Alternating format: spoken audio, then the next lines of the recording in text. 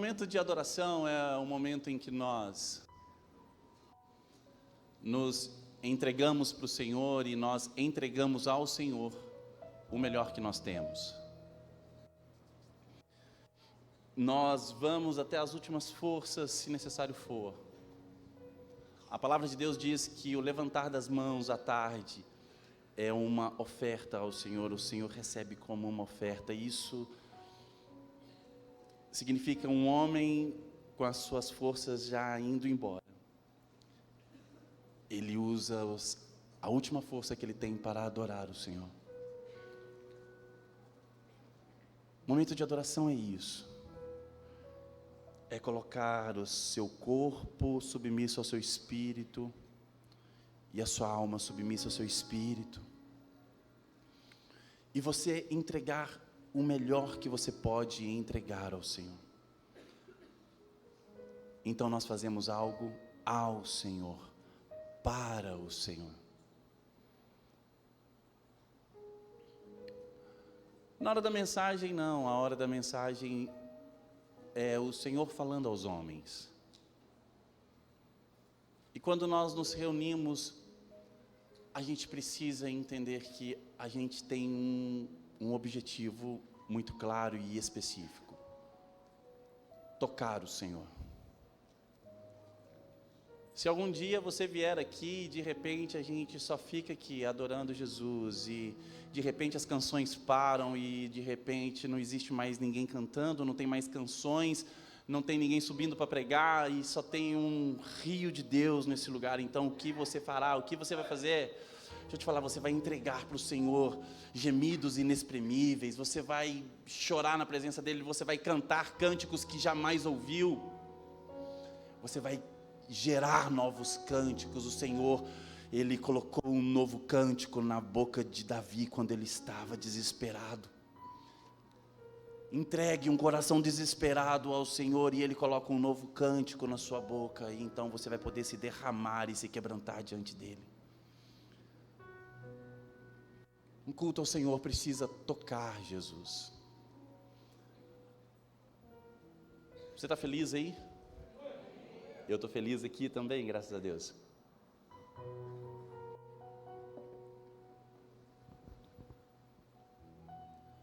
Hoje eu quero falar um pouco a respeito de identidade, a respeito de quem nós somos e de quem o Senhor planejou que nós fôssemos. É tão engraçado como nós nos comportamos de formas tão distintas de acordo com as circunstâncias que nos são propostas. Eu quero te falar que vou falar de mim um pouco, não vou falar bem porque não tem nada bom em mim, mas eu vou te dizer que durante muito tempo na minha vida, e eu ainda sou tentado a entrar nesse lugar, eu fui um cara que dava o grito de Gideão para muitas coisas. O Ellison, o que é o grito de Gideão? Você já vai entender o que é grito de Gideão. É você virar e se colocar como um vitimista, como alguém pequeno. Como assim? Eu sou pequeno, eu sou fraco, eu sou de uma família insignificante, uma família pequena, sem poderes. Como assim? Esse é o grito de Gideão. Mas durante muito tempo na minha vida eu me apropriei desse grito. Eu quero te falar que eu não sou diferente de muitas pessoas. A verdade é que nós reagimos bem quando alguma coisa que nos é proposta está dentro da nossa área de conhecimento ou do nosso domínio. Se é algo que eu sei que eu faço bem, eu não me desespero se o Senhor fala: Wellington, é para você fazer isso. Se o Senhor virar para mim e falar: Wellington, você vai só ficar viajando por aí, e viajando, e as pessoas que você encontrar na estrada, você fala de Jesus, cara, isso para mim é de boa. Viajar,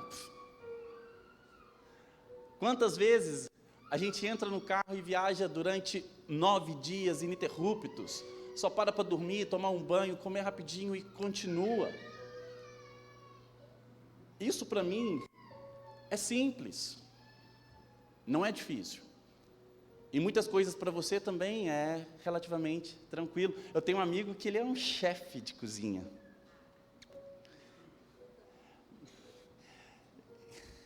Você também tem um amigo assim, né? É o mesmo. Tem um amigo que é um chefe de cozinha, gente. Ele se tornou chefe de cozinha na pandemia. Se Jesus virar para ele e por prazer, não é por hobby, é por prazer. Ele só cozinha para os amigos. Oh Deus, obrigado pelos meus amigos. Eu estou até engordando, vocês estão vendo isso? Maravilha. Obrigado, viu, Renato? Pronto, entreguei o ouro, agora já era. Ganhou um tanto de amigo. Se Jesus virar para o Renato e falar, Renato, vamos lá, eu preciso que você faça comidas gostosas para me servir. Opa, de boa. Se Jesus virar para o Wayne e falar, Wayne, vamos lá, pedale uma prova de bicicleta e vai lá, acorda cedo e vai pedalar. Opa, de boa. A gente é assim, porque a gente domina alguma coisa, então está tudo tranquilo. Mas quando existe algo da parte do Senhor para as nossas vidas, que a gente olha e pensa, eu não dou conta, rapidamente a gente fala, opa, peraí, não. O Senhor errou o alvo. Eu dei um grito de Gideão um dia na minha vida, talvez foi o maior de todos. Em 2011 nós conhecemos a Poema, em 2013 nós tivemos que nos mudar para Guaíba, lá no Rio Grande do Sul. E fomos a trabalho e em 2015 a gente já estava cansado de viajar, eu e a Janete, a gente viaja a vida inteira a trabalho, a gente já morou no meio da floresta amazônica e a gente andava naqueles teco-teco de 1974, 14 lugares, e a gente ia desviando das nuvens, assim, era terrível, mas era emocionante. Tudo que é ruim de viver é bom de contar, gente. Foi muito legal, foi um tempo bom, mas a gente parou de criar raízes.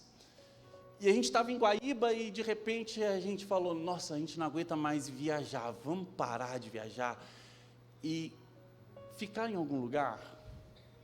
Cuidar da nossa empresa, do escritório e não ter que ficar viajando, morando mais fora. Vamos. Então a Janete falou para mim, vamos embora para casa. Eu falei, yes. O problema é que quando ela disse, vamos embora para casa, surgiu uma pergunta, né? Puxa, desde sempre viajando, onde é a nossa casa? A nossa casa, nosso apartamento estava em Belo Horizonte, a gente tinha uma casa lá. A gente nunca tinha morado nesse apartamento, mas estava lá. Vamos embora para casa? Vamos. Onde que é a nossa casa? Talvez a coisa mais lógica seria ir para BH, porque nós crescemos em Belo Horizonte. Nossos amigos de infância estão lá até hoje. Mas eu disse, não, a nossa casa a nossa casa é em Pinda, porque nós encontramos uma família espiritual em Taubaté. Gente, então a gente voltou em 2015 para Pindamonhangaba, não tinha Poema Pinda, não existia, existia uma igreja, que já queimava por Jesus nessa cidade, que não tinha um ponto fixo para se reunir, mas nós nos reuníamos todos em Taubaté e era poderoso.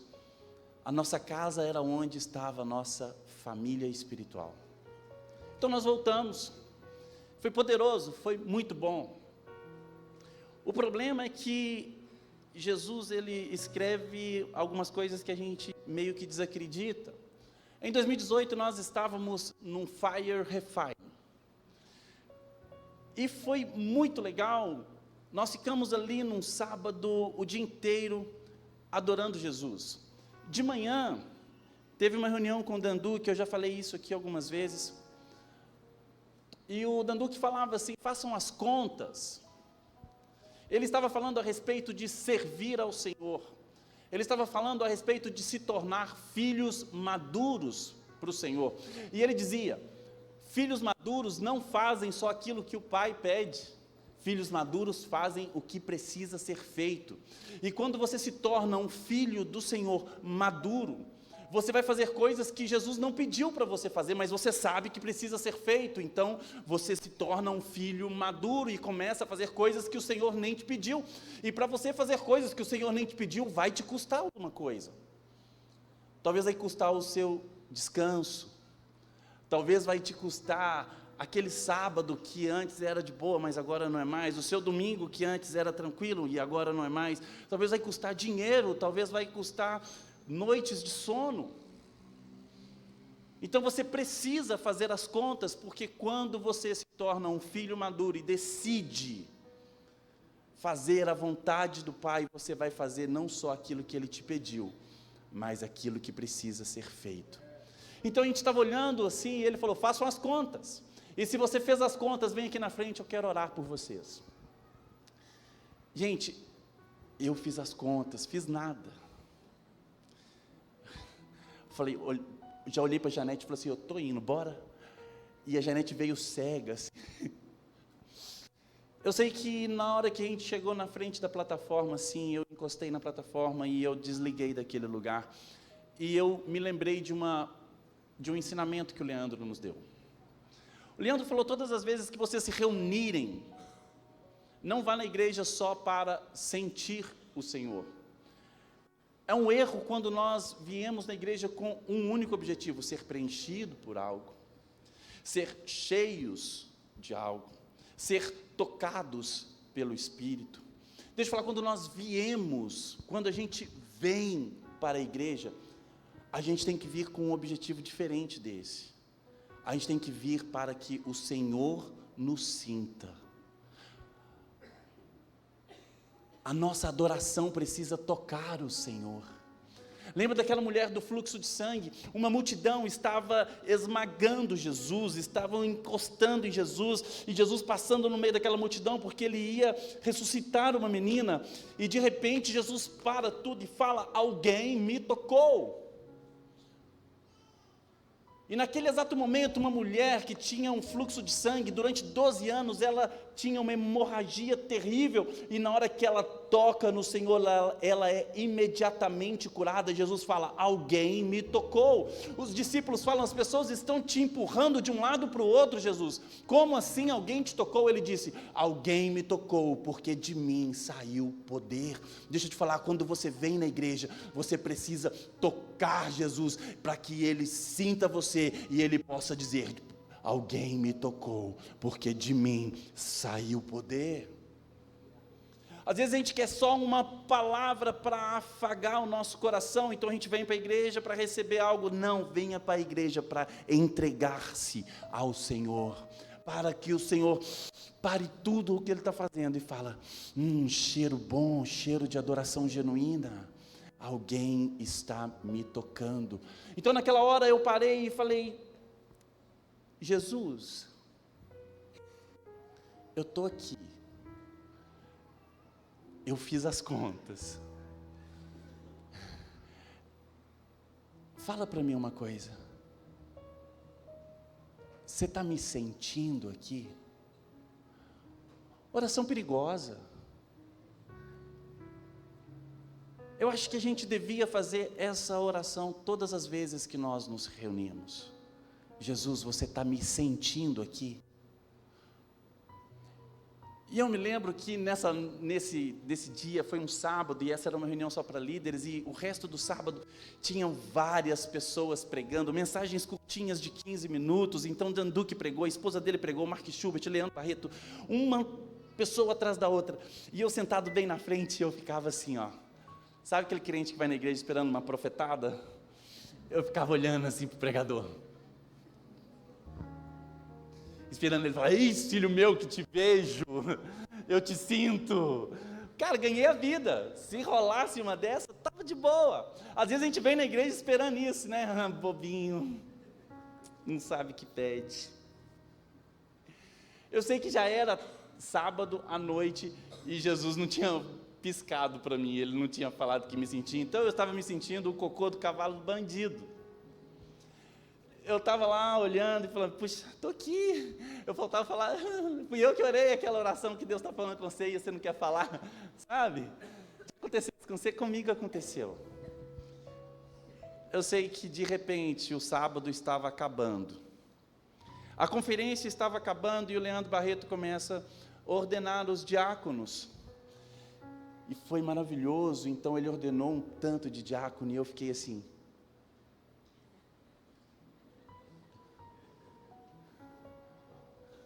eu sou o cocô do cavalo do bandido. Eu sou um péssimo servo. Deus não me sente, ninguém está me vendo, eu não estou aqui achando que eu estou adorando, eu preciso romper, né? Bem, minutos depois o Leandro começa a ordenar os pastores, e ele ordenou 17 casais nessa noite. E o primeiro casal que ele ordenou, ele falou, o Hélice e Janete.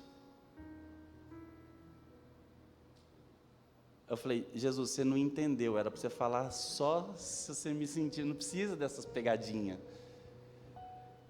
Nessa hora eu falei assim, como assim? Gente, tinha 1.200 pessoas no mínimo dentro daquela igreja, cada um mais capacitado do que eu.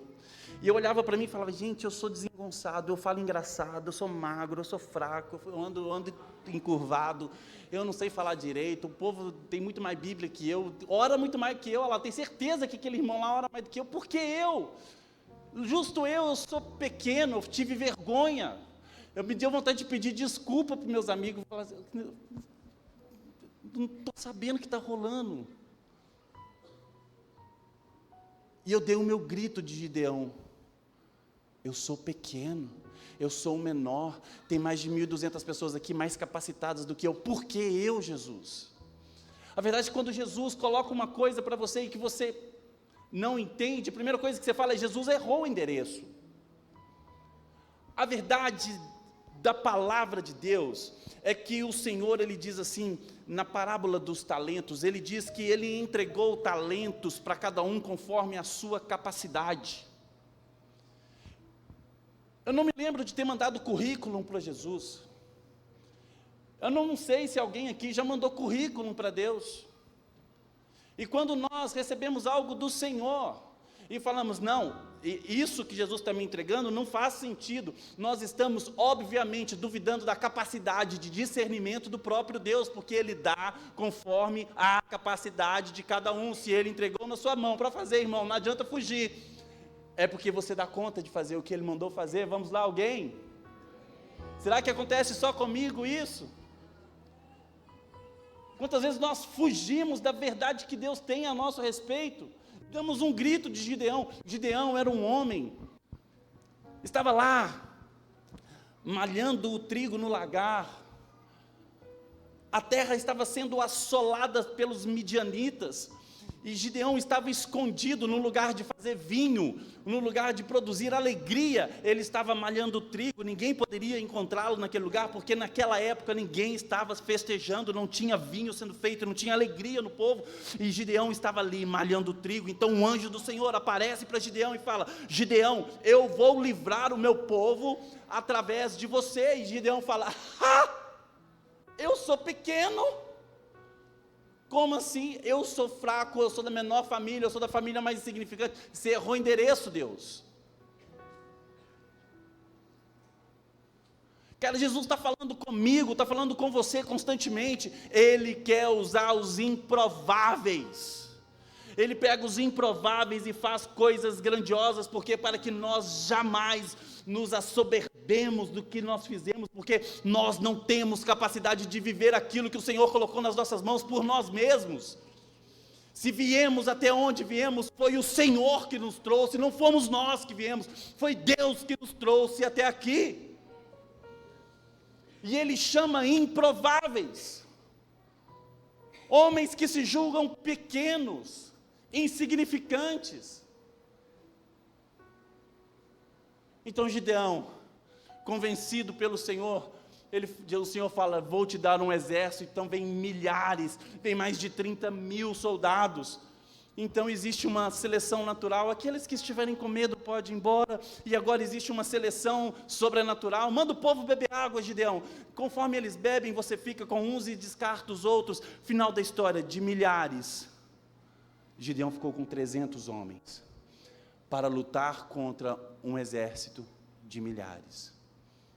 Então você fala, Gideão era incrível, e esses caras, nossa, nota 10. Eu quero te dizer que os 300 eram malucos, eram no mínimo loucos. Sabe por quê? Porque Gideão falou com Deus, o Senhor deu ordens explícitas para Gideão. Agora os 300, eles estavam debaixo de uma liderança de um homem que se julgava fraco. de um homem que se julgava incapaz. E mesmo assim, 300 homens toparam ir para a guerra contra milhares, sendo liderados por Gideão. Então eles tinham as armas mais incríveis? Não, e foram lutar sem arma. Esse povo é louco. Gideão entrega tocha, entrega vaso e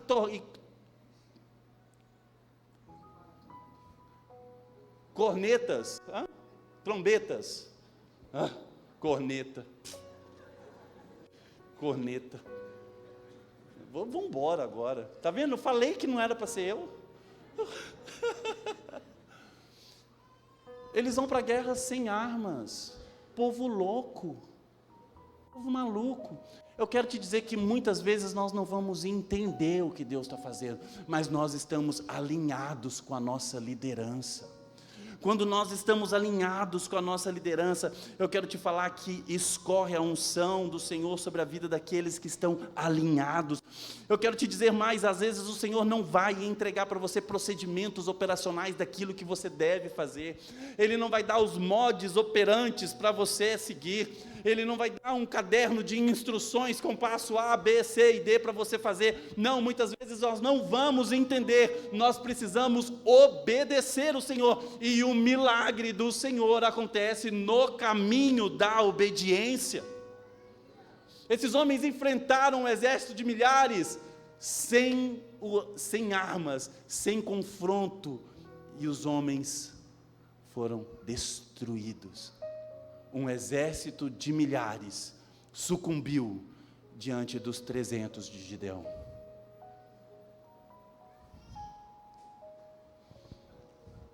Talvez você não está entendendo nada dos caminhos que o Senhor está propondo para você. Eu quero te dizer, obedece.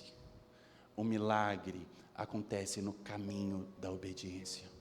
O primeiro milagre de Jesus ali, depois que ele chama os seus discípulos, ele vai numa festa de casamento, o vinho acaba. O vinho acaba e então Jesus vira para os homens e fala, junta um punhado de água aqui nessas talhas, põe água aqui. Todo mundo conhece essa história, né? Enche aqui de água.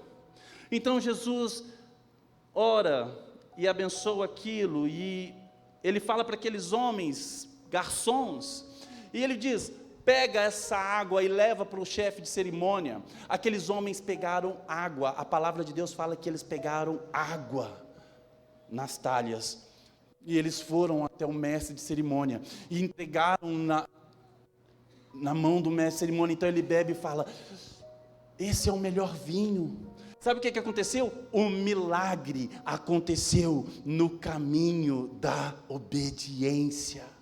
Quando eles obedeceram e levaram água, no caminho o Senhor transformou a água em vinho. Deixa eu te falar, você talvez não tenha o sobrenatural do Senhor acontecendo em todos os lugares na sua vida, mas você tem o comum do Senhor. Pega a água comum que você tem, entrega para Jesus e obedece, porque no caminho da obediência Ele vai transformar a sua água em vinho, amém? A gente muitas vezes não precisa entender, a gente tem só que obedecer o Senhor.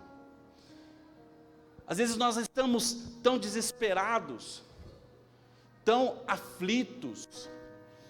Você vai liderar um exército, você vai encarar desafios grandes, então você pensa, opa, eu preciso ter um plano B. Deixa eu te falar, o Senhor não tem plano B para a sua vida, o Senhor só tem um plano, o plano A do Senhor para a sua vida. E enquanto você tiver um plano B, o plano A não vai dar certo. Enquanto divórcio for opção para casamento, casamento não dá certo, irmão. Enquanto suicídio for opção para a vida não dá certo. Enquanto tiver um muro em volta de Jericó e isso for um empecilho para você acessar a terra prometida, deixa eu te falar, um milagre não acontece. O Senhor só tem um plano para as nossas vidas e não dá para fugir dos planos do Senhor. Lembra? Os pensamentos dele são mais altos, os planos do Senhor são mais altos do que os nossos, os pensamentos dele são insondáveis, a vontade dele é boa, perfeita e agradável.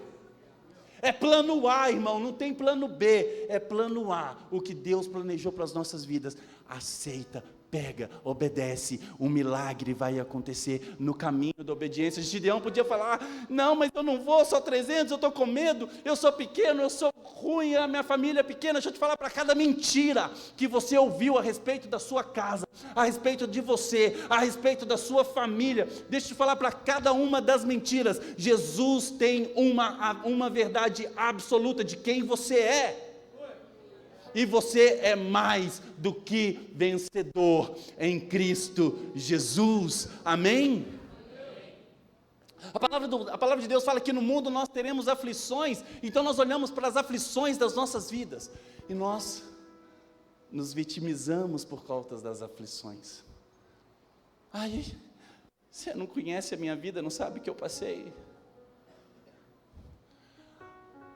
Jesus falou, no mundo vocês vão ter aflições, e a gente fica cabisbaixo por causa das aflições, e a gente justifica, no mundo a gente vai ter aflição, né? Foi o Jesus o que falou que a gente vai ter aflição, é assim mesmo. Você não entendeu nada. Quem disse que a parte importante do verso é que você vai ter aflição? A parte importante é o que Jesus complementa na sequência. Eu venci o mundo, vocês também vão vencer. Não, você não entendeu, você também vai vencer, amém?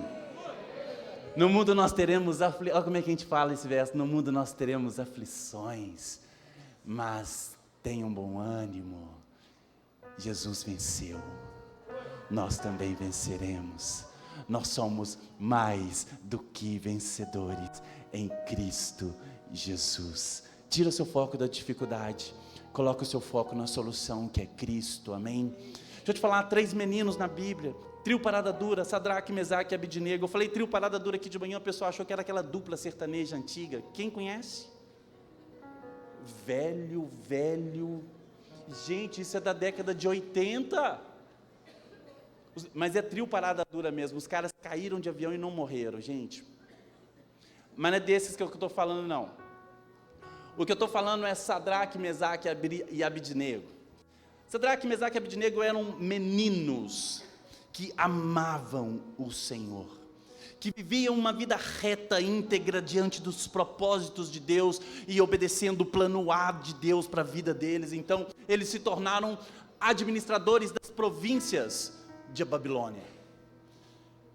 Nabucodonosor, ele amava aqueles meninos, ele era o rei, e ele falava, esses meninos são bons, até um certo dia que Nabucodonosor, ele pira, e ele constrói para si uma estátua de ouro, e ele fala assim, eu quero uma orquestra, eu quero uma banda legal, e na hora que essa banda legal começar a tocar, todo cidadão deve se curvar diante da minha estátua de ouro.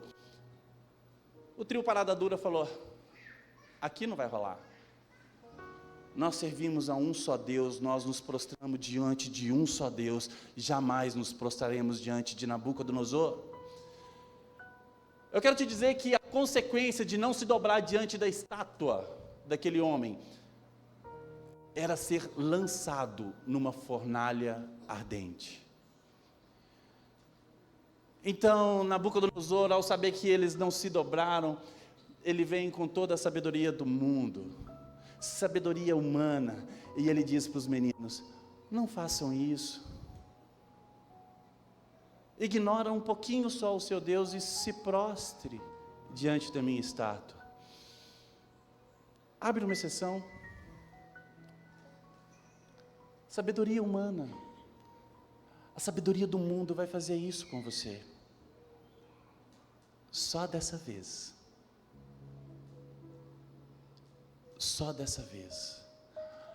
abre uma exceção, não tem nada a ver, se você não abrir essa exceção, você pode morrer, se você não abrir essa exceção, você pode perder os seus bens, se você não abrir a exceção, você pode... Mas não era isso que os meninos viviam. Eles disseram, jamais nos prostraremos diante de outro Deus. A sabedoria do mundo, ela vai te oferecer conforto para te tirar do seu propósito. Guarda isso no seu coração.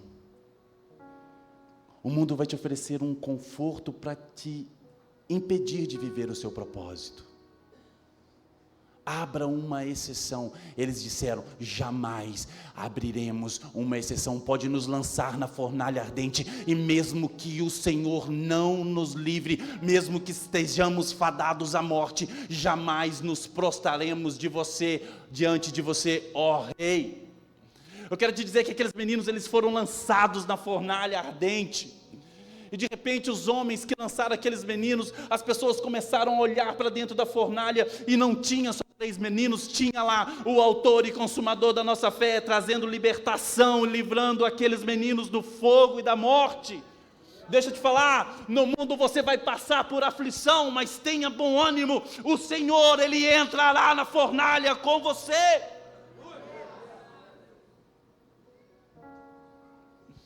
Você está feliz aí? Aqueles meninos obedeceram o Senhor, por mais que não fazia sentido para a sua vida naquele momento, mas o milagre aconteceu no caminho da obediência. Tem alguém triste aqui hoje? Eu quero te dizer que se você ver uma boa briga, entra nela. Gente, imagina qual foi o conselho que eu mais ouvi na vida, eu com esse porte físico. Meu pai falava: filho, se você vê uma briga, não entra não. Eu não sei por que ele falava isso. Sempre fui forte. Sempre tive esse porte atlético. Papai dizia: não entra não.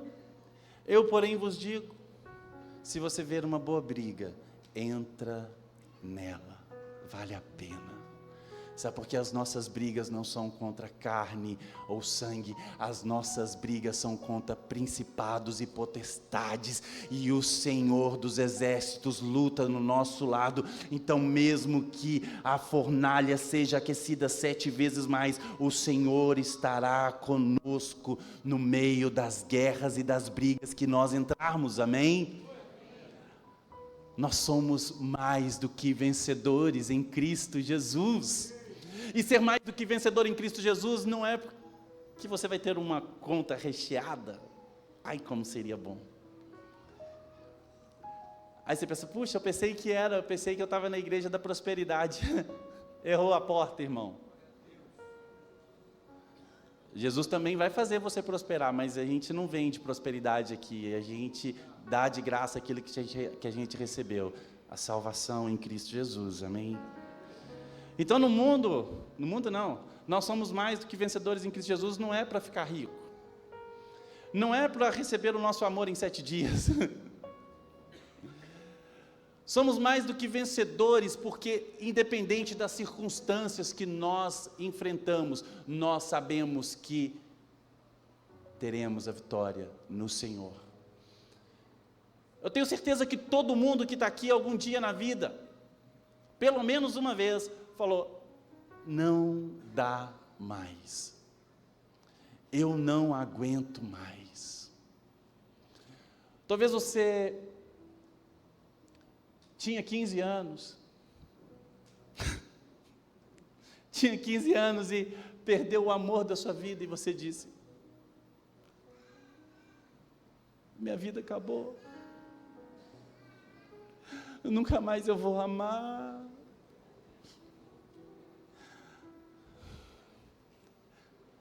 Será que aconteceu? Gente, eu dei uma bota uma vez para uma menina.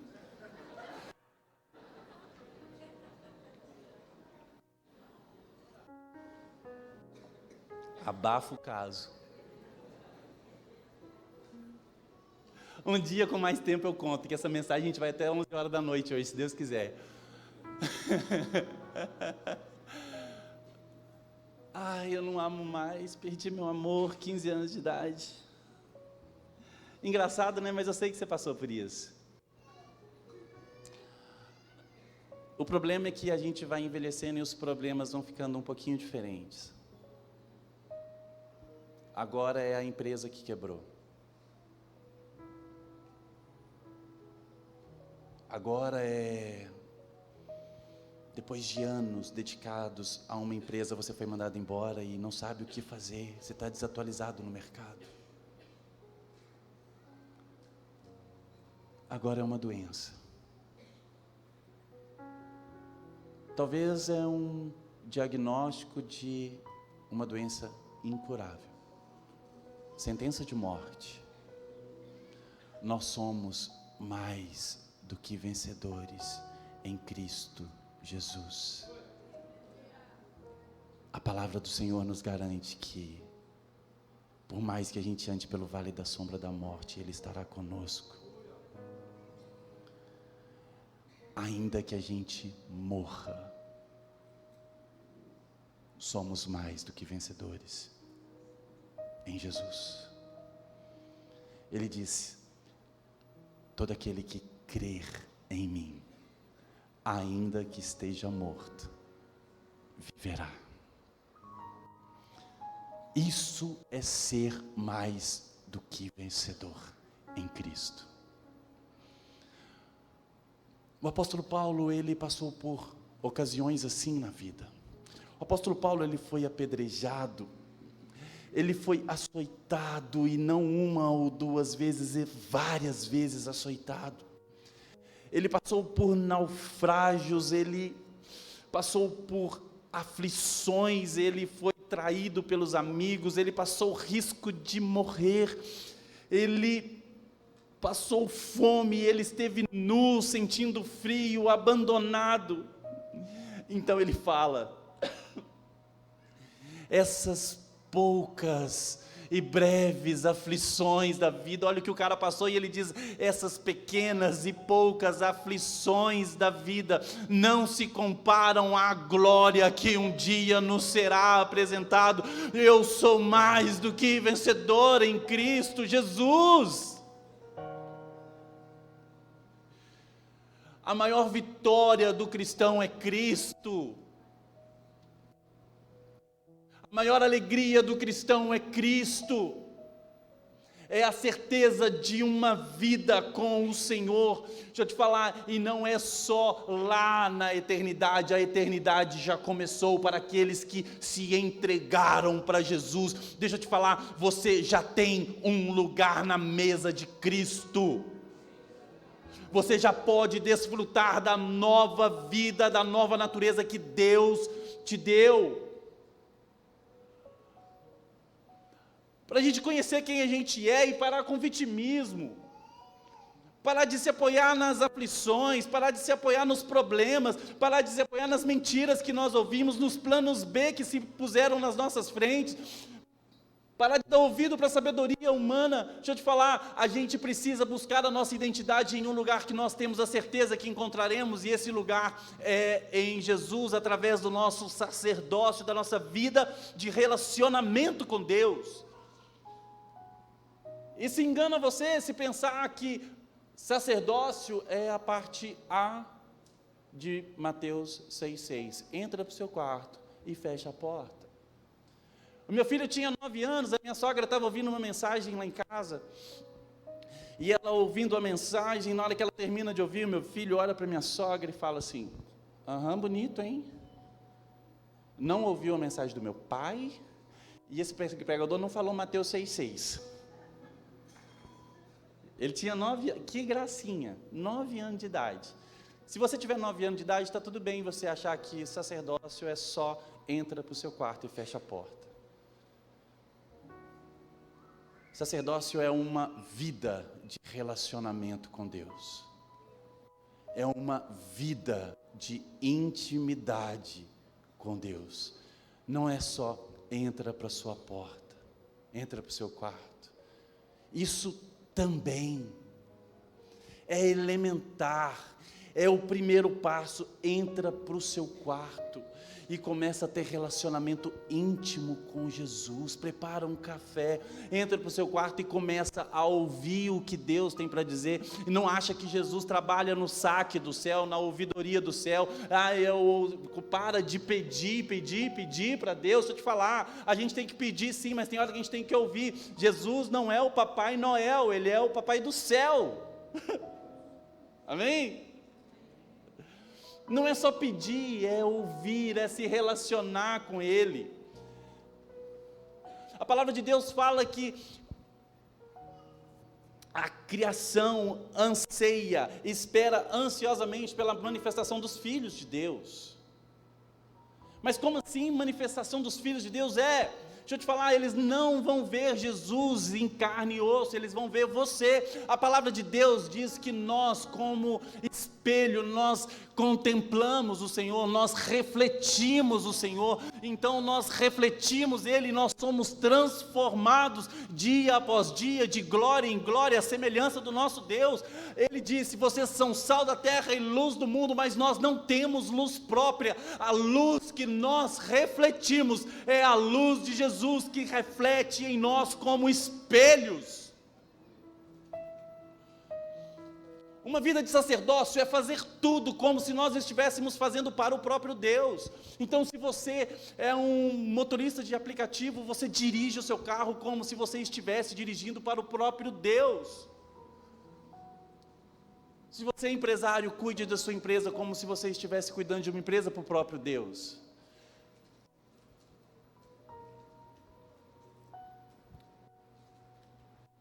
Se você é um médico, cuide de pessoas como se você estivesse cuidando de alguém para o próprio Deus. Tudo quanto fizerem, façam como se estivesse fazendo para o próprio Deus. Quantas vezes nós achamos que é só dentro da igreja? Faça tudo como se estivesse fazendo para Deus. Gente, é tudo. E se você serve na igreja, deixa eu te falar, não faça do meio o fim. Não faça do meio o objetivo final.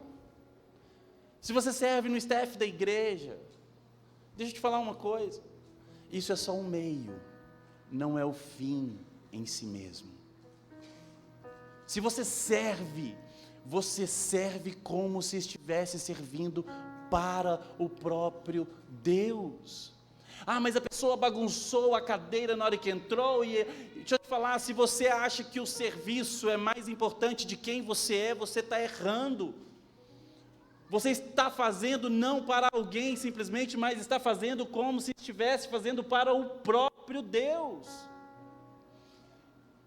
O que você faz não é o fim em si mesmo, é um meio pelo qual nós adoramos o Senhor. Amém? Você vê os meninos lá fora cuidando dos carros nos dias frios e dias chuvosos. Eles chegam lá e eles abrem um guarda-chuva grandão e de repente você percebe, ele está todo molhado e ele está com um sorriso no rosto, ele está cuidando de você.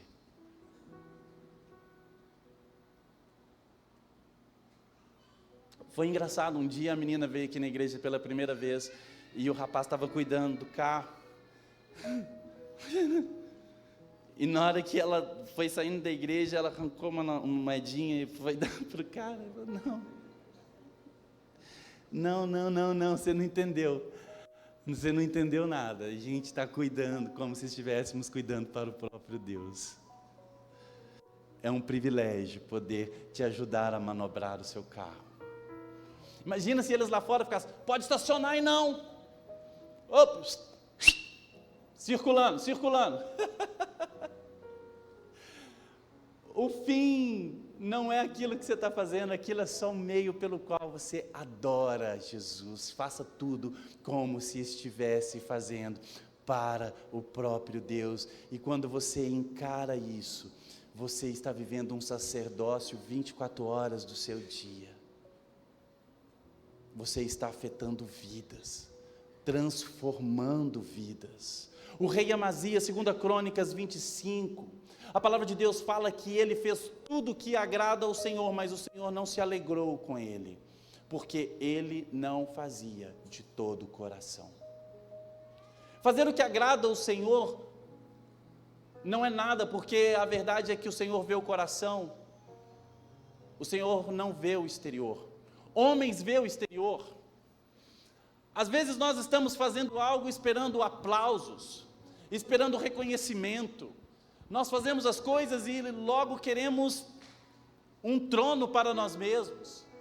Deixa eu te falar, você pode fazer tudo que agrada o Senhor, se o seu coração não estiver conectado com o coração do Senhor, e você não faz de todo o coração, como se estivesse fazendo para o próprio Senhor, o Senhor não está se agradando daquilo que você está fazendo.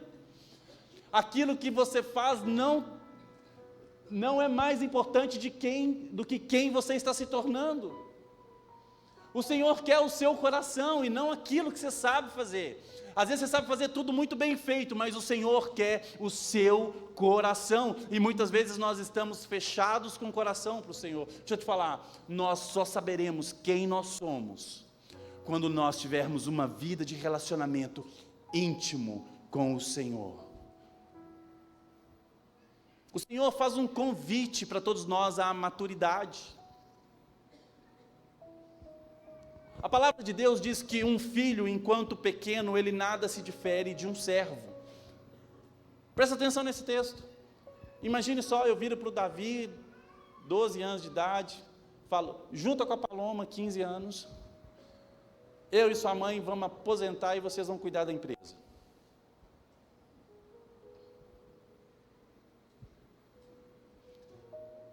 Você, mãe, que cuida da sua casa, que tem um filho de 7, 8 anos, vira para o seu filho e fala, filho, a partir de hoje, você vai cuidar da casa para a mamãe, porque a mamãe... Deixa eu te falar uma coisa, o filho, enquanto pequeno, em nada se difere de um servo, ele não pode usufruir da herança. E o Senhor nos convida para a maturidade. Quando nós somos pequenos, nós nem sabemos quem nós somos direito. Mas eu quero te dizer que o convite do Senhor é porque Ele sabe quem nós somos. Um filho nada se difere de um servo, mas não deixa de ser filho porque é pequeno. Às vezes você tem uma plantinha na sua casa, um pé de laranja. E um pezinho de laranja... Enquanto novo, ele não dá fruto, então talvez você se sinta como um pezinho de laranja que não dá fruto, e você fala, uau, eu preciso frutificar, eu preciso dar frutos, Deixa eu te falar uma coisa, a palavra de Deus diz que uma árvore plantada à beira do ribeiro, ela dá fruto no tempo certo. Não é porque o pezinho de laranja ainda não está frutificando que ele deixou de ser pé de laranja. Ele é pé de laranja. O problema é que muitas vezes nós nem sabemos quem nós somos, mas o Senhor sabe. Ele fala, sejam fortes e corajosos, é porque Ele sabe que você pode. Seja santo como o Senhor é santo, é porque existe o DNA de Cristo na sua vida. Mais que vencedores.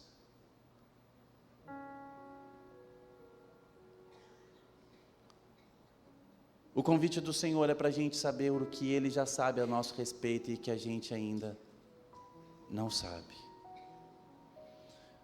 José do Egito, ele foi um menino que quando ele, ainda jovem, ainda bem jovem, ele sonha e o Senhor revela para ele que ele ia governar. Ele seria um governante. O problema é que ele era um pezinho de laranja pequeno ainda. José do Egito, ele foi compartilhar isso com seus irmãos, e está tudo bem. E os seus irmãos, eles ficaram enciumados, e de repente eles lançam aquele menino numa cisterna, depois vendem ele como escravo, e de escravo ele vai para a prisão, e depois que ele passa um tempo na prisão, ele vai governar o Egito. Eu quero te dizer que José, ele foi caluniado ao longo da sua história. José, ele foi humilhado e caluniado. Talvez você seja humilhado e caluniado também. As calúnias que fizeram a respeito de José não impediram dele viver o que Jesus tinha programado para ele viver. Se calúnias estão te paralisando, deixa eu te falar, o diabo venceu. Se uma queda te paralisou, o diabo venceu. Se uma desilusão te paralisou, o diabo venceu. Se o pecado que você cometeu no passado te paralisou, o diabo venceu. Sabe quem você é? Se você está em Cristo, você é nova criatura. As coisas velhas já passaram e tudo se fez novo. Jesus venceu. As calúnias não puderam parar José, mas José só governou quando tinha maturidade. E quando ele tinha maturidade, ele vira para os seus irmãos, e os seus irmãos se arrependem, e falam, nos perdoa. Ele fala, não foram vocês que me levaram para esse lugar, foi o próprio Deus que proporcionou que eu vivesse isso. Deixa eu te falar, quantas vezes a gente está querendo arrumar culpado pelas desilusões e pelos sofrimentos que nós passamos na vida, ao invés de encarar a realidade e saber que todas as provações que nós passamos produzem em nós um caráter aprovado no Senhor. Que todas as provações que nós passamos até aqui não foram para nos destruir, mas foram para nos promover para um novo nível de relacionamento e de maturidade em Deus. A gente tem que parar de arrumar culpado para tudo na nossa vida e reconhecer quem nós somos no Senhor. E se estamos aqui hoje, deixa eu te falar, o somatório das decisões que nós tomamos na vida até aqui, nos trouxe até esse exato momento. E esse exato momento foi Jesus que programou para existir, porque Ele que marcou um encontro com você, e não foi você que veio até aqui, foi Ele que te trouxe. Está feliz aí? As provações são motivos de grande alegria, gente, porque produzem em nós perseverança, e a perseverança, caráter aprovado, e caráter aprovado, esperança. Se a coisa ficou dura como ficou para José, faça como fez Davi, em Salmo 40. Depositei toda a minha esperança no Senhor, Ele se inclinou para mim e ouviu o meu grito de socorro. Ele me tirou do poço de destruição e de um atoleiro de lama, pôs os meus pés sobre uma rocha e firmou-me num local seguro, e colocou nos meus lábios um novo cântico.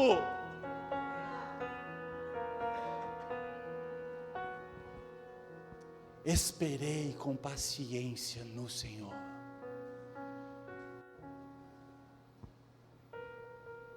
Está feliz?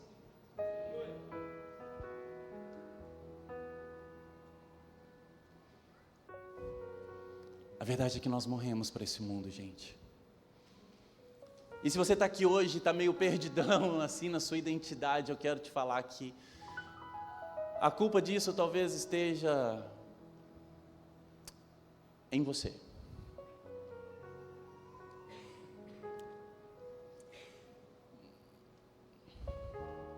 Talvez você não sabe quem você é, mas eu quero te dizer que o inimigo das nossas almas sabe, e ele está o tempo inteiro tentando te afetar, ele está o tempo inteiro te oferecendo coisas, ele está o tempo inteiro tentando te levar para um caminho distante de Deus. Por quê? Porque ele sabe quem você é, e muitas vezes nós mesmos não sabemos quem nós somos. Eu quero te falar uma coisa, Colossenses 3, verso 23, diz que nós morremos para esse mundo, e agora a nossa vida está escondida com Cristo Jesus em Deus. Se a gente não sabe o que está rolando, está na hora da gente fazer um download a respeito da nossa vida e da nossa identidade. Sabe como é que você faz o download? Sacerdócio, vida e relacionamento com Deus, intimidade com Deus, e busca nas Escrituras e começa a fazer o download daquilo que Deus planejou para a sua vida. Começa a buscar Jesus dia e noite. A palavra de Deus diz que O meu prazer é meditar na sua lei dia e noite. Deixa eu te falar, começa a buscar o Senhor, começa a fazer um download da sua vida no Senhor. Ele tem a sua identidade, a sua vida está escondida com Cristo em Deus. Basta você buscar, buscar-me-eis e me achareis quando me buscarem de todo o coração. Se você bater, bater, a porta se abre. Se você buscar e buscar, você encontrará. Colossenses 3, verso 12. Paulo nos fala um pouquinho da nossa identidade. Se você ainda tinha dúvida de quem você é, presta atenção nisso. Portanto, como povo escolhido de Deus. Hoje a Janete estava fazendo feijão e o feijão da Janete é maravilhoso. Meu pai ama o feijão da minha esposa. Maravilhoso. Então ela estava escolhendo feijão, catando feijão em cima da bancada hoje e eu estava olhando. Quando você escolhe, você vai tirando as sujeiras e vai escolhendo tudo de bom. O que Paulo fala a respeito de nós é que nós fomos um povo escolhido de Deus. Ele fala mais a respeito de você, ele diz santo e amado. Ainda que sua mãe esqueça de você, ainda que você foi desprezado pela sua mãe quando você nasceu, ou na sua gestação, ou de uma gravidez indesejada, ou por causa das ações que você tomou ao longo da sua vida, a sua mãe pode te esquecer, mas a palavra de Deus diz que Ele jamais esquecerá de nós. Ele nos ama mesmo quando nós ainda estávamos sendo formados no ventre da nossa mãe. Ele já nos conhecia e Ele nos amou antes da fundação do mundo. A palavra de Deus diz que mesmo quando estávamos perdidos no pecado, Ele nos amou. Quem é você? Povo santo, escolhido de Deus, amado por Deus. Se você tem dúvida de quem você era, vai para Colossenses e descobre que você é um povo escolhido de Deus. E ele diz: revistam-se de profunda compaixão, bondade, humildade, mansidão e paciência. Ezequiel, precisamos nos tornar no Senhor. Primeiro ele diz: você é santo, escolhido e amado. Agora busque compaixão. O Ellison, eu não tenho compaixão, mas isso pode ser acrescentado na sua vida. O Ellison, eu não sou bom, bondade vai ser acrescentada na sua vida. Eu não sou humilde, eu sou arrogante. Humildade pode ser acrescentado na sua vida. Eu não sou manso, eu sou explosivo. Mansidão pode ser acrescentado na sua vida. Paciência pode ser acrescentado na sua vida.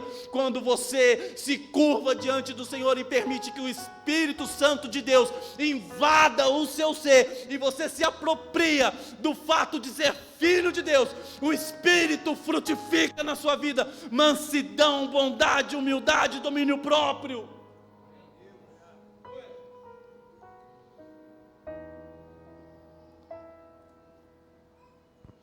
De escolher foi com Ele, dizer você é santo e amado é com Ele, receber do seu fruto e do seu Espírito.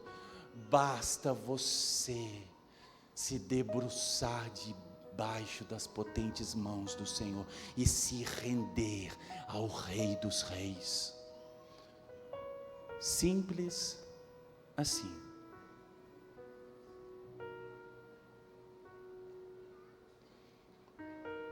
Filhos maduros, Filhos maduros querem mais do que herança, eles querem legado. Herança é aquilo que colocam, que te entregam, que te dão, mas legado é aquilo que colocam em você, que é gerado em você. E ele disse assim, eu vou para o Pai, mas eu não vou deixar vocês órfãos, e eu enviarei o Espírito da verdade, que o mundo não pode entender, mas ele habita, legado, habita em vocês, e estará convosco para sempre. Aleluia. Legado é ouvir a palavra e ver na palavra que obras maiores nós faremos. Como assim? O Senhor curou enfermos, o Senhor levantou mortos, o Senhor sarou feridas, o Senhor curou corações machucados. A gente pode fazer mais do que isso. Ele disse, vocês carregam em si um legado, obras maiores farão. Colocarão as mãos sobre enfermos e eles serão curados. É isso que a palavra de Deus fala a respeito de nós. É o legado que o Senhor depositou nas nossas vidas. Como que a gente se apropria disso? Cara, qual foi a última vez que você colocou as mãos sobre o enfermo? Não vai acontecer se você não colocar as mãos. Wellington, mas eu nem sou pastor. Cara, quando foi que uma religião idiota falou que só pastor pode fazer as coisas? Todo aquele que é nascido de Deus é nova criatura.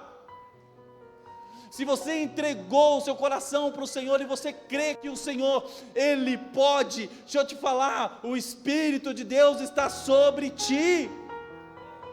Coloque as mãos e os enfermos serão curados.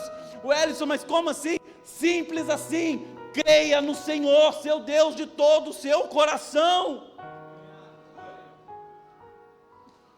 A palavra não separa isso para ungidões, separa isso para homens que creem no poder de Deus. Nós fomos chamados para sermos portadores das boas novas do Senhor e não profetas do caos. Quantas vezes nós estamos ouvindo só desgraça? Meu Deus, pregadores pregando a respeito de demônios, pregando a respeito de problemas, pregando a presença. Deixa eu te falar. Nós contamos as boas novas de salvação e nós dizemos, por mais que você teve um passado desgraçado, Jesus é a luz que ilumina toda a escuridão e Ele quer iluminar a sua vida. Por mais que alguém esteja preso no passado, Jesus pode quebrar as correntes e te salvar. Essa é a pregação do Evangelho. É solução para os problemas que ninguém pode resolver. Jesus pode. Um Deus que abriu mão da sua glória para salvar pecadores. Meu Deus do céu. Você pode pensar, não tem jeito. Tem jeito sim. As boas novas da salvação dizem que para tudo tem jeito em Jesus.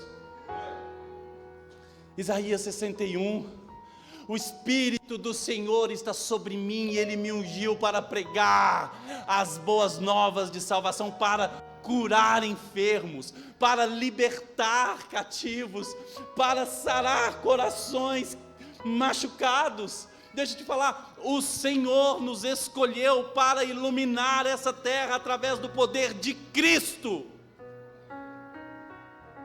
Seja luz por onde você anda, você é sal e luz da terra. Está feliz? Eu estou feliz aqui também, você não imagina o tanto. Nós somos obras-primas do Senhor, obras-primas. Jesus te fez e jogou a forma fora.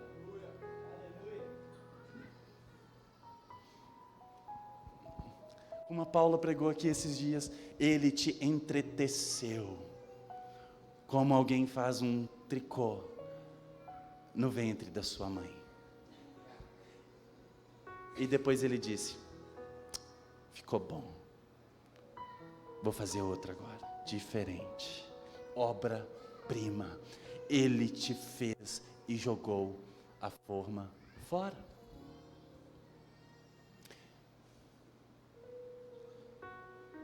Semana passada nós fomos para Belo Horizonte, o Gustavo foi com a gente, e eu levei o Gustavo para conhecer um tanto de lugar em BH. A gente foi deixar o Mark no aeroporto e na volta eu precisava passar em um lugar, eu falei: Gu, a gente vai fazer um tour por aqui e você vai conhecer alguns lugares.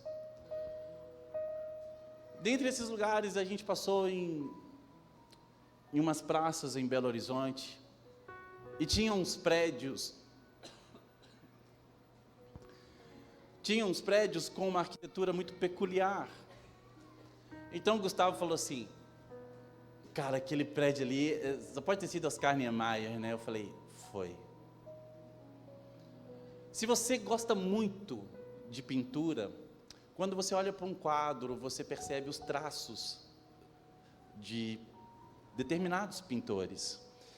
E sem que esteja escrito o nome embaixo, você sabe que aquela obra foi feita por um determinado pintor. Você é obra-prima de Deus. Obras-primas carregam em si traços daquele que criou a obra. Quais traços do Senhor você carrega?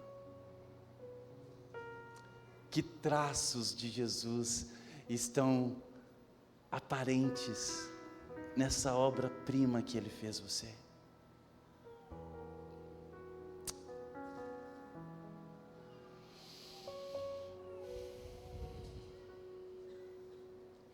Quando nós conhecemos o nosso Deus e sabemos quem nós somos, a gente não vive mais para exercitar alguma lógica. Muito pelo contrário, a gente contraria a lógica e exercita a fé. Diante de um diagnóstico terrível, você tem duas opções: se render diante do diagnóstico ou ter fé. Diante de uma sentença terrível, você tem duas opções: crer que foi o Senhor que te levou até naquele lugar, ou se desesperar com a sentença.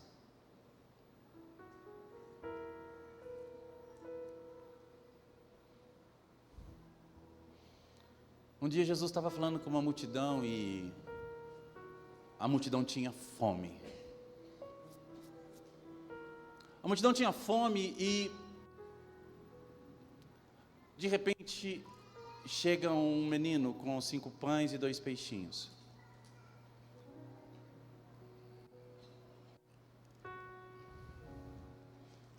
Que lógica tem nisso?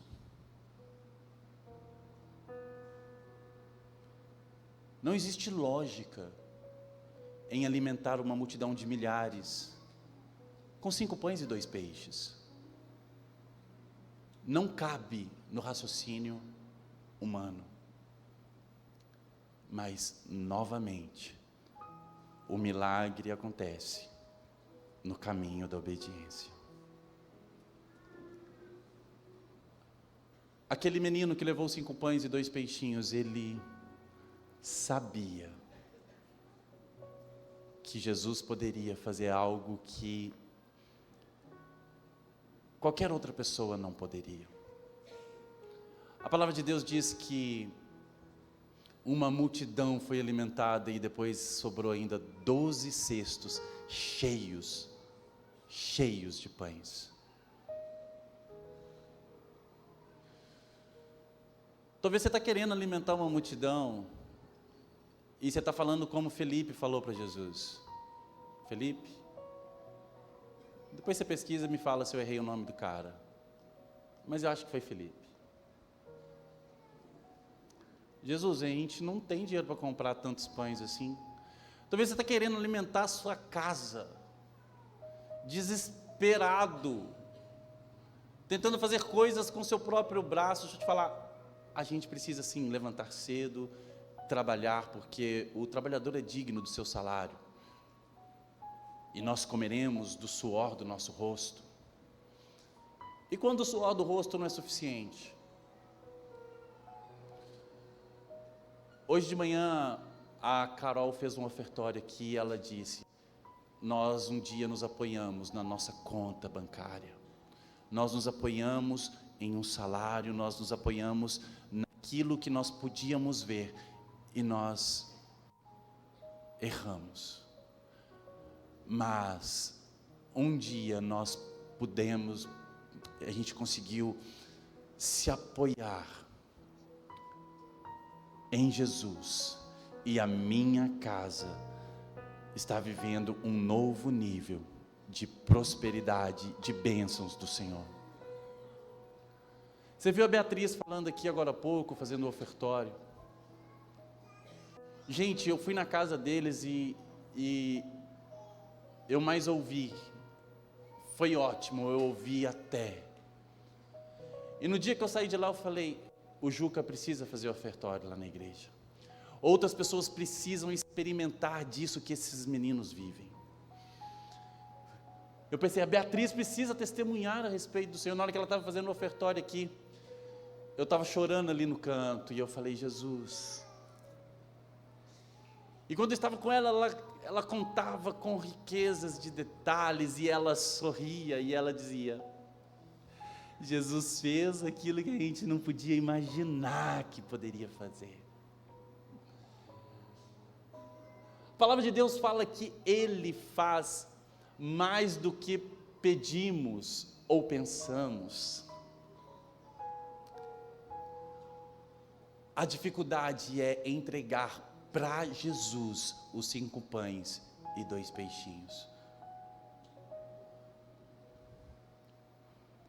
Quais 5 pães e 2 peixes que você precisa apresentar para Jesus hoje e deixar Ele transformar a sua casa?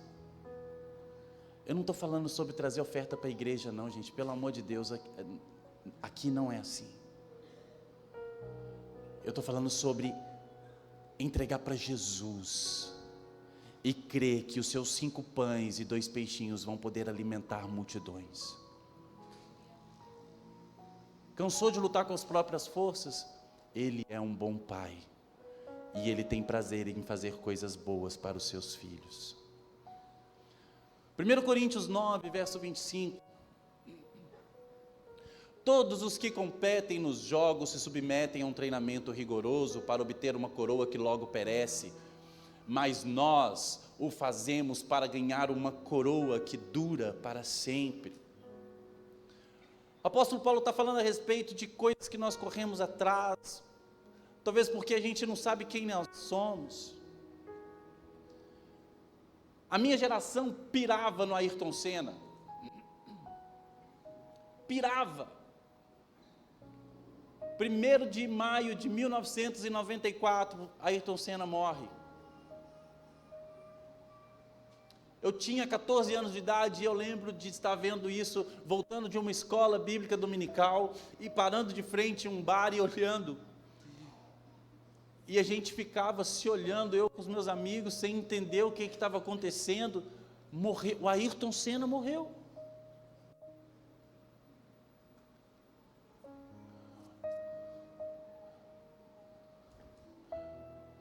Michael Schumacher.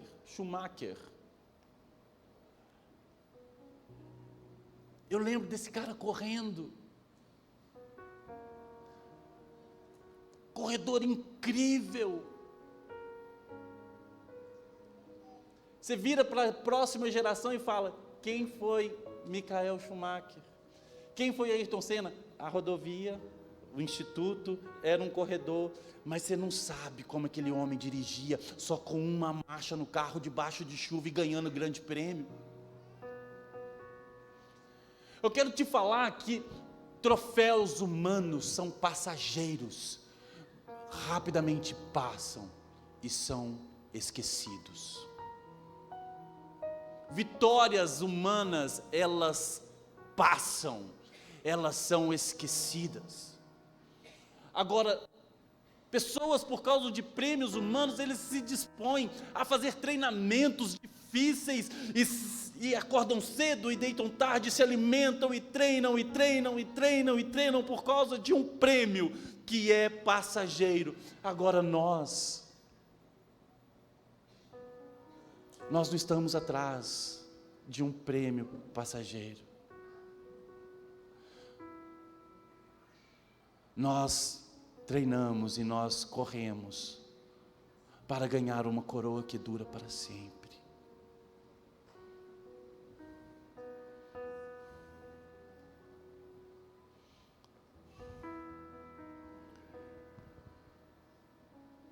Atrás de que a gente está correndo? Sério que a gente está preocupado com coisas tão passageiras? Qual é a verdade que você vive hoje? Qual é a verdade a respeito da sua vida hoje? A palavra do Senhor nos diz que o Senhor abriu mão da sua glória. Ele se fez servo de todos, até a morte e morte de cruz, uma morte de humilhação.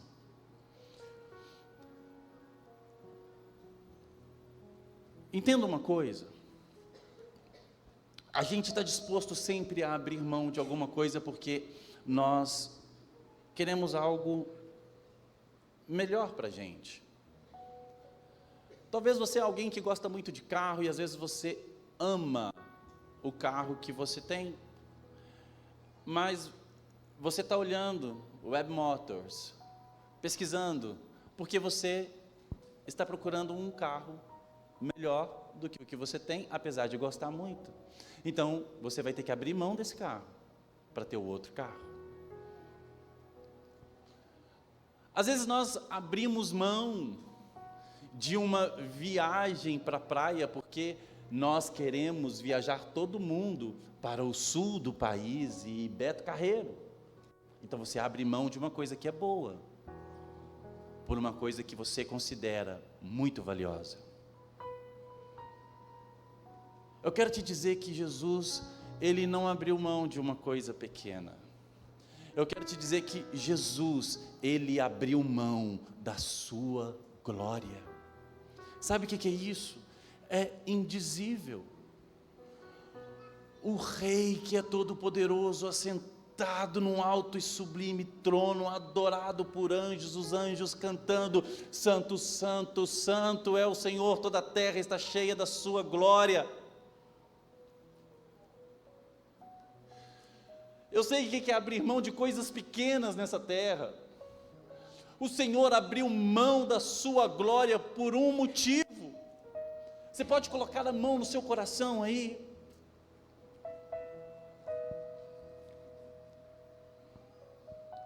Talvez você ainda não percebeu o tamanho do tesouro que está aí debaixo da sua mão, mas isso aí custou a glória do Senhor. Ele abriu mão da sua glória, habitou no meio dos homens, Ele se fez servo e servo de todos, para que nós, um dia, pudéssemos ser feitos filhos de Deus. Foi por você. O Senhor abriu mão da sua glória. Você está disposto a abrir mão de quê por Jesus? Sabe a segunda canção quando vocês entram naquela vibe mais de boa? Pode ser.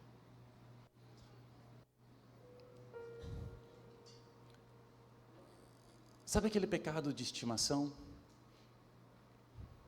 Que a gente não consegue abrir mão? Você está disposto a abrir mão disso por Jesus? A minha pergunta hoje é simples. Jesus abriu mão da sua glória por você, e Ele morreu na cruz, e Ele derramou o seu sangue por você. Você está disposto a abrir mão de quê por Jesus?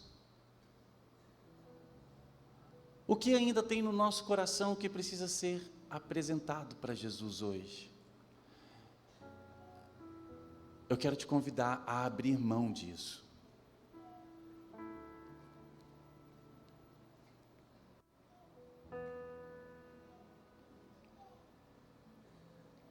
Se coloque de pé, por favor.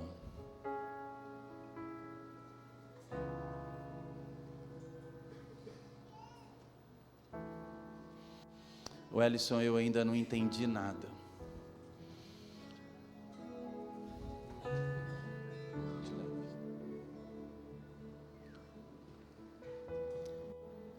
Eu ainda não entendi nada que você está falando aqui comigo, mas deixa eu ser bem claro para você. Para você que se sentia perdido no mundo, Ele é abrigo. Para você que se sentia perdido e peregrino no mundo, sem saber quem era, Ele te fala: você é membro da família de Deus, você tem um lugar na mesa do banquete. Para você que era pecador e amava o pecado e era escravo do pecado, Ele está falando para você: você é santo.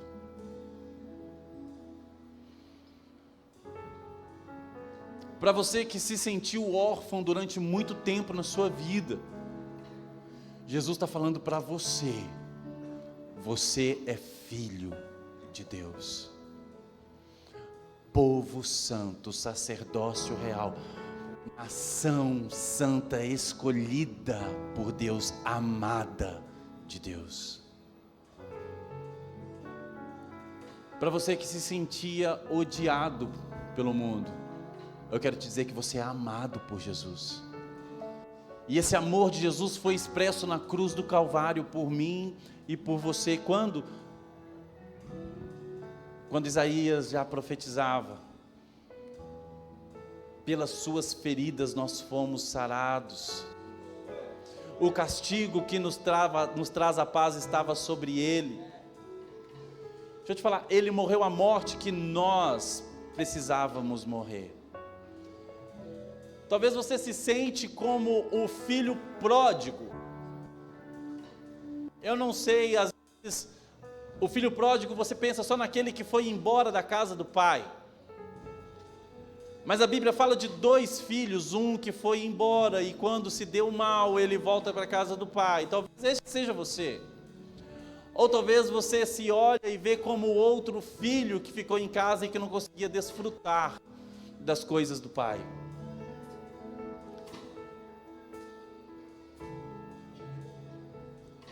Talvez você está aqui com a gente há tanto tempo e ainda se sente órfão, se sente injustiçado pela vida. Cara, deixa eu te pedir um favor: se renda a Jesus e seja filho. A paternidade de Deus é algo que Ele nos oferece, mas a filiação é algo que nós nos apropriamos. Se você se sente órfão até hoje, eu quero te dizer que o sacrifício de Cristo na cruz do Calvário te fez filho de Deus. Feche seus olhos, por favor. Se você é aquele filho que está longe do pai, às vezes nós falamos: o filho vai embora e o pai só olha e espera voltar. Eu quero te dizer que a Bíblia, em Apocalipse, ele diz que um dia o pai vai se levantar da sua cadeira e ele vai atrás de você. E a palavra de Deus diz: eis que estou à porta e bato. Todo aquele que abrir a porta, eu entrarei e cearei com você. Jesus está batendo na porta hoje. Por quê? Porque Ele é o bom Pai, porque você é filho de Deus. Se você abrir a porta, Ele vai entrar e vai cear com você, amém? Aquilo que você que te afasta do Senhor hoje, e entregue para Ele. E fala: Jesus, é por você, é para você, é tudo seu. Eu quero ter uma vida nova, eu quero ser transformado pelo poder do Teu Evangelho. Eu creio na Tua Santa Escritura, eu creio nas Suas santas palavras. Então hoje, no nome de Jesus, eu me rendo ao Senhor, e eu quero ter uma vida de devoção e entrega a você, Jesus. E como filho maduro do Senhor, eu quero manifestar a Sua glória, a Sua graça, por onde quer que eu for. E o passado que me atormenta não vai me atormentar mais. E o pecado que um dia eu cometi não vai me atormentar mais. Deixa eu te falar, você não é o pecado que um dia você cometeu. Você é filho de Deus. Se você se arrependeu dos seus pecados, Ele é fiel e justo para te perdoar e para te sarar das suas iniquidades.